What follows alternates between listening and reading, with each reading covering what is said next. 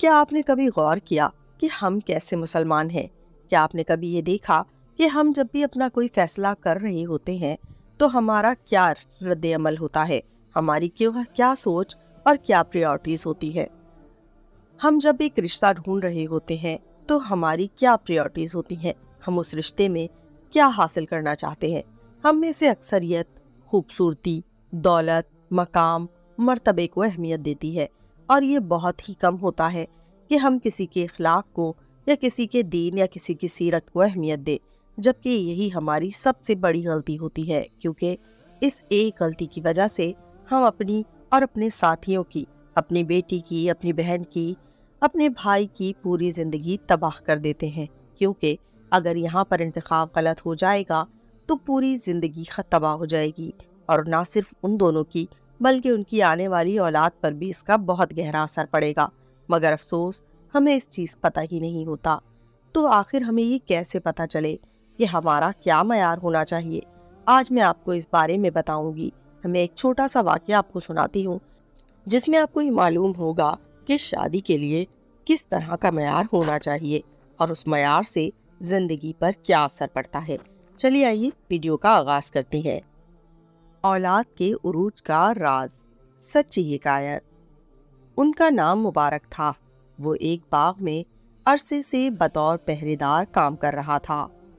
ایک دن اس باغ کا مالک اپنے چند مہمانوں کے ساتھ باغ میں آیا اور حکم دیا، مبارک، مہمان آئے ہیں، کچھ میٹھے انار توڑ کر لاؤ اور ان کو مہمانوں کی خدمت میں پیش کرو۔ وہ چند منٹوں میں انار توڑ کر لے آیا۔ مالک نے ایک انار چکھا تو وہ سخت کھٹا تھا۔ دوسرے کو توڑا، وہ بھی کھٹا تھا۔ مبارک کو آواز دی، ہم نے تمہیں میٹھے انار لانے کا کہا تھا، تم کھٹے انار لے آئے۔ وہ دوبارہ گئے اور انار لے آئے۔ مالک نے ان کو توڑا تو وہ بھی کھٹے نکلے۔ مالک سخت ناراض ہوا، تم اتنے سالوں سے اس باغ میں کام کر رہے ہو، تمہیں آج تک کھٹے اور میٹھے انار میں تمیز نہیں ہے؟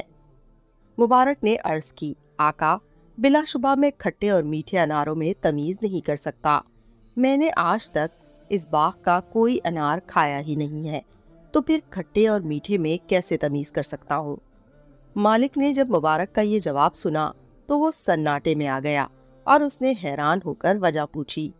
مبارک نے جواب دیا، آقا، آپ نے باغ کی رکھوالی میرے سپرد کی ہے، اس کا پھل کھانے کی اجازت مجھے نہیں ہے۔ باغ کے مالک نے جب ان کا جواب سنا تو وہ نہایت معتجب ہوا۔ مبارک کے تقوی اور امانت داری پر مہمان شستر رہ گئے۔ باغ کے مالک کی بیٹی جوان تھی اور وہ اس کے لیے موزوں رشتے کا متلاشی تھا۔ اچانک اس کے ذہن میں آیا کہ میری بیٹی کے لیے اس سے بڑھ کر کوئی شخص موزوں نہیں ہو سکتا۔ اس نے مبارک سے کہا، اگر میں تمہیں اپنا داماد بنا لوں تو تمہارا کیا خیال ہے؟ انہوں نے کہا، یہود شادی کے لیے لڑکی کی مالداری کو، عیسائی خوبصورتی کو، اور امت محمدیہ کے لوگ تقوی اور دینداری کو معیار ٹھہراتے ہیں۔ مالک نے ان کا جواب سنا تو مزید متاثر ہوا۔ گھر آ کر اپنی اہلیہ سے مشورہ کیا تو اس نے کہا کہ بلا شبہ مجھے بھی اپنی بیٹی کے لیے مبارک سے بہتر کوئی رشتہ نظر نہیں آتا۔ یوں مبارک کی شادی اس باغ کے مالک کی بیٹی سے ہو گئی، اور پھر اس مبارک جوڑے کو اللہ تعالیٰ نے اپنی برکت سے نوازا۔ ان کے ہاں ایک بیٹا پیدا ہوا، اس کا نام انہوں نے عبداللہ رکھا، جو بڑے مشہور محدث ہوئے اور جنہوں نے اپنے علم سے ایک جہاں کو منور کیا۔ دنیا ان کو امام عبداللہ بن مبارک رحمۃ اللہ علیہ کے نام سے جانتی ہے۔ حلال کھانے سے نیکی کی توفیق ہوتی ہے، اچھے اخلاق جنم لیتے ہیں، برائی سے نفرت پیدا ہوتی ہے، گناہ مٹ جاتے ہیں، اور اللہ تعالیٰ کی رضا اور خوشنودی حاصل ہوتی ہے، جس کے نتیجے میں بندہ جنت کا مستحق ہو جاتا ہے، یعنی اس دنیا میں بھی اور اس دنیا میں بھی کامیابی ہی اس کا مقدر بنتی ہے۔ جبکہ حرام کھانے سے نیکی کی توفیق سلب ہو جاتی ہے، برائی آسان لگنے لگتی ہے، برے اخلاق جنم لیتے ہیں، نیک اعمال قبول نہیں ہوتے، اور خدا کی ناراضگی نصیب ہوتی ہے، جس کے نتیجے میں دوزخ مقدر بن جاتی ہے، یعنی اس دنیا میں بھی اور اس دنیا میں بھی صرف اور صرف ناکامی ہی مقدر ٹھہرتی ہے۔ اللہ مجھے اور آپ کو ایسے بدترین عذاب سے بچائے اور ہمیں اچھی زندگی گزارنے کی اور دونوں زندگیوں میں فلاح حاصل کرنے کی توفیق عطا فرمائے، آمین۔ सुम आमीन। तो दोस्तों, मैं उम्मीद करती हूँ मेरी आज की वीडियो आपको पसंद आई होगी।